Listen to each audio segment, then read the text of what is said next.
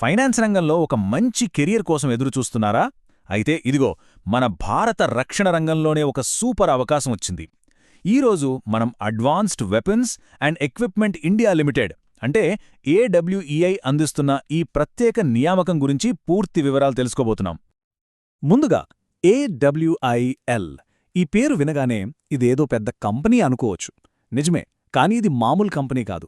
ఇది నేరుగా మన రక్షణ మంత్రిత్వ శాఖ కింద పనిచేసే ప్రభుత్వ సంస్థ అన్నమాట. అంటే ఇక్కడ జాబొస్తే దేశ సేవలో భాగమైనట్టే. మరి మొత్తం ఎన్ని పోస్టులు అనుకుంటున్నారు? 1 కాదో 2 కాదు, ఏకంగా 14. అవును, ఫైనాన్స్ ప్రొఫెషనల్స్ కోసం 14 కాంట్రాక్ట్ పోస్టులున్నాయి. ఇది చాలా మంచి నంబర్ కదా? సరే, ఈ అవకాశం గురించి పూర్తిగా అర్థం చేసుకోవాలంటే మనం స్టెప్ బై స్టెప్ వెళ్దాం. ముందుగా ఏడబ్ల్యూఎల్ఐఎల్ అంటే ఏంటో చూద్దాం. తర్వాత జాబ్ రోలేంటి, జీతమెంత, ఎక్కడ పోస్టింగ్, ఇలా అన్ని విషయాలు కవర్ చేద్దాం. అర్హతలు, అప్లికేషన్ ప్రాసెస్, సెలక్షన్ ఎలా జరుగుతుంది, చివరికి ముఖ్యమైన డేట్స్ ఏంటో కూడా చూసేద్దాం. రైట్, మొదటి సెక్షన్ ద ఏడబ్ల్యూఐఎల్ ఆపర్చునిటీ. అసలు మనం చేరాలనుకుంటున్న ఈ సంస్థ ఏంటి, దాని ప్రాముఖ్యత ఏంటి? సో ఏడబ్ల్యూఈఎల్ అంటే ఏంటి? సింపుల్గా చెప్పాలంటే ఇది 100% భారత ప్రభుత్వ కంపెనీ. డిఫెన్స్ మినిస్ట్రీ కింద పనిచేస్తుంది. హెడ్ క్వార్టర్స్ కాన్పూర్లో ఉంది. దేశవ్యాప్తంగా 8 ప్రొడక్షన్ యూనిట్లున్నాయన్నమాట. వీళ్ళేం తయారు చేస్తారంటే మన ఆర్మీకి కావాల్సిన రైఫిల్స్, నేవీ గన్స్, రాకెట్ లాంచర్లు, ఇలాంటి కీలకమైన ఆయుధాలన్నీ ఇక్కడే తయారవుతాయి. ఓకే, సంస్థ గురించి తెలిసింది. ఇప్పుడు మనకు కావలసిన అసలు మ్యాటర్కొద్దాం. అంటే ఈ ఎగ్జిక్యూటివ్ ఫైనాన్స్ జాబ్లో ఏం చెయ్యాలి, ఎంత సంపాదించొచ్చు, పోస్టింగ్ ఎక్కడిస్తారు? అందరూ మొదట చూసేది ఇదే కదా, శాలరీ. సో ఇక్కడ నెల జీతం ఫిక్స్డ్గా 90,000 రూపాయలు, 90,000 రూపీస్. ఇది చాలా మంచి స్టార్టింగ్ ప్యాకేజ్ అని చెప్పొచ్చు. ఇది మాత్రమే కాదు, ఇంకో మంచి విషయముంది. ప్రతి సంవత్సరం మీ పర్ఫార్మెన్స్ని బట్టి జీతం మీద 10% వరకు ఇంక్రిమెంట్ వచ్చే ఛాన్స్ కూడా ఉంది. ఈ జాబ్ కాంట్రాక్ట్ బేసిస్ మీద ఉంటుంది. మొదట 3 సంవత్సరాల వరకు తీసుకుంటారు. ఆ తర్వాత పనితీరు బాగుంటే కాంట్రాక్ట్ పొడిగించే అవకాశాలు కూడా ఉన్నాయని క్లియర్గా చెప్పారు. సో ఇది లాంగ్ టర్మ్ కెరియర్కు కూడా మంచిదే.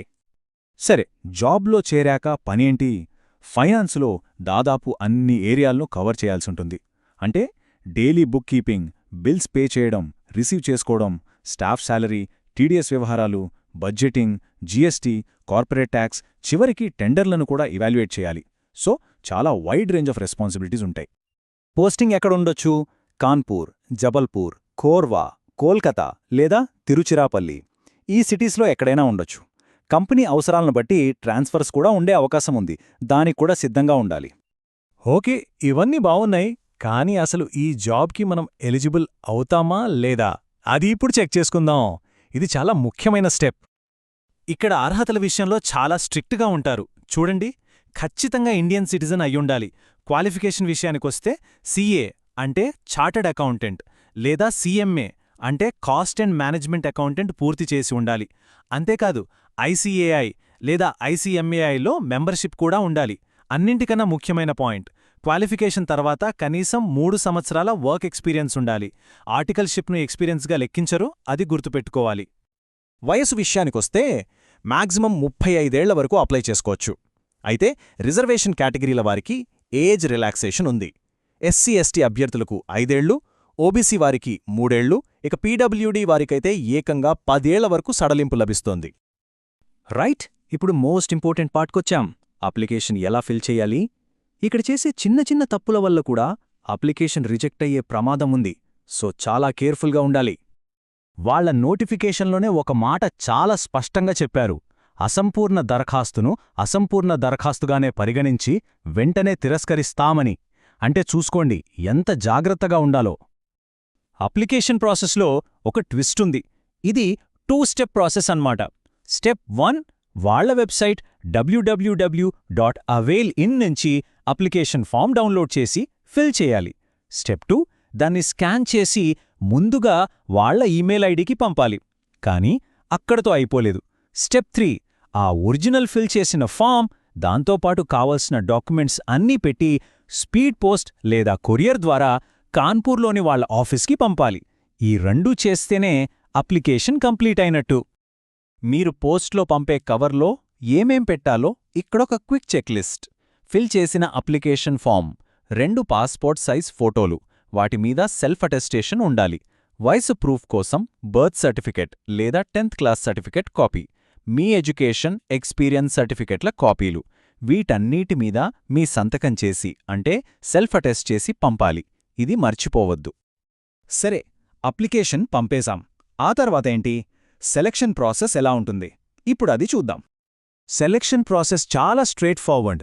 మీ ఎడ్యుకేషనల్ క్వాలిఫికేషన్, మీ వర్క్ ఎక్స్పీరియన్స్, ఆ తర్వాత పర్సనల్ ఇంటర్వ్యూలో మీ పర్ఫార్మెన్స్, ఈ మూడింటి ఆధారంగానే సెలెక్ట్ చేస్తారు. అయితే ఒకవేళ అప్లికేషన్స్ చాలా ఎక్కువగా వస్తే మాత్రం ఫిల్టర్ చేయడానికి ఒక రాత పరీక్ష కూడా పెట్టే అవకాశముంది. అప్లై చేసే ముందు కొన్ని ముఖ్యమైన కండిషన్స్ కూడా తెలుసుకోవాలి. ఆల్రెడీ ప్రభుత్వ ఉద్యోగంలో ఉంటే డిపార్ట్మెంట్ నుంచి ఎన్ఓసి అంటే నో అబ్జెక్షన్ సర్టిఫికేట్ తప్పనిసరి. గుర్తుంచుకోండి, ఇది పర్మనెంట్ జాబ్ కాదు, పూర్తిగా టెంపరరీ కాంట్రాక్ట్ బేసిస్ మీద ఉంటుంది. ఒకవేళ జాబ్ మానేయాలనుకుంటే 3 నెలల ముందు నోటీస్ ఇవ్వాలి, లేదా ఆ 3 నెలల జీతం కట్టాల్సుంటుంది. ఇక ఇంటర్వ్యూకి వెళ్లేటప్పుడు అన్ని ఒరిజినల్ డాక్యుమెంట్స్ తీసుకెళ్లడం మస్ట్. ఓకే, మనం ఆల్మోస్ట్ ఎండ్కొచ్చేసాం. ఇప్పుడు కొన్ని ఫైనల్ చెక్స్. చిన్న చిన్న పొరపాట్ల వల్ల ఈ గోల్డెన్ ఆపర్చునిటీ మిస్ అవ్వకుండా చూసుకుందాం. చాలామంది చేసే కామన్ మిస్టేక్స్ ఇవి. వీటి విషయంలో జాగ్రత్తగా ఉండాలి. సర్టిఫికేట్లలో పేరు ఒక్కోచోటో ఒక్కోలా ఉండటం, వాకింగ్లో లేని ఈమెయిల్ ఐడి లేదా ఫోన్ నెంబర్ ఇవ్వటం, తప్పుడు సమాచారం ఇవ్వటం, ఇలాంటివి అస్సలు చేయొద్దు. అప్లికేషన్ డిస్క్వాలిఫై అవుతుంది. And finally the most important thing, last date. ఎట్టి పరిస్థితిలోనూ మర్చిపోవద్దు. ఫిబ్రవరి 23, 2026. ఈ తేదీలోపు మీ హార్డ్ కాపీ వాళ్లకు చేరిపోవాలి. ఇప్పుడే క్యాలెండర్లో మార్క్ చేసి పెట్టుకోండి. సో, ఇది ఏడబ్ల్యూలీ ఎగ్జిక్యూటివ్ ఫైనాన్స్ అవకాశం గురించిన పూర్తి వివరాలు. మరి ఇది మీ కెరియర్లో నెక్స్ట్ బిగ్ స్టెప్ కాబోతోందా? ఒక్కసారి ఆలోచించండి.